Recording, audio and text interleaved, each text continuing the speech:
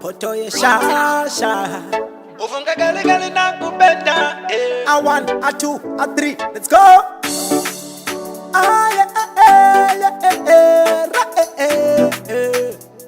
Ufunga gali gali na kupenda. Baby chimbondi POTO-Mukana, diko SOFTAZ-Mukana. Adali chimbondi POTO-Mukana, diko SOFTAZ-Mukana. Ukati left, right and center, inini ndo kwisa pasenda. Nekuti gali gali na kubenda, andidi kukona uchenda. Azine inepata sangana, mungaba munamuka na mukuwana. Chinongodi wa kudanana, banana, baby chimbondi POTO-Mukana, diko SOFTAZ-Mukana. Adali chimbondi POTO-Mukana, diko SOFTAZ-Mukana.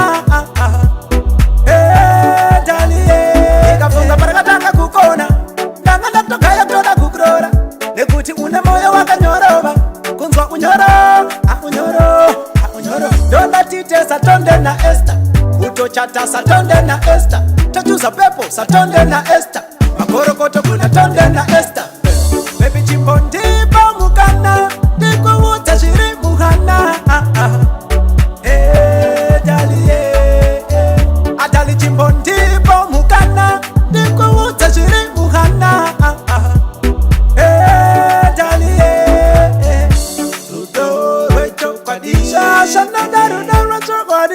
Severano dojo padi,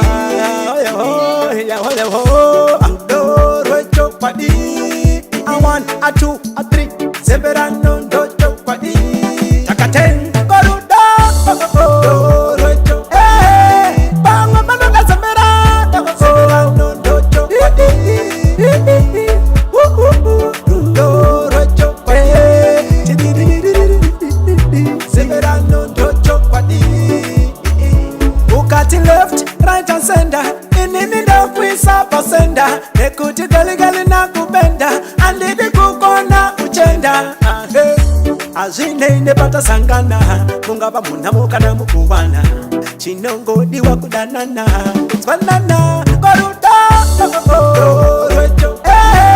Bangwa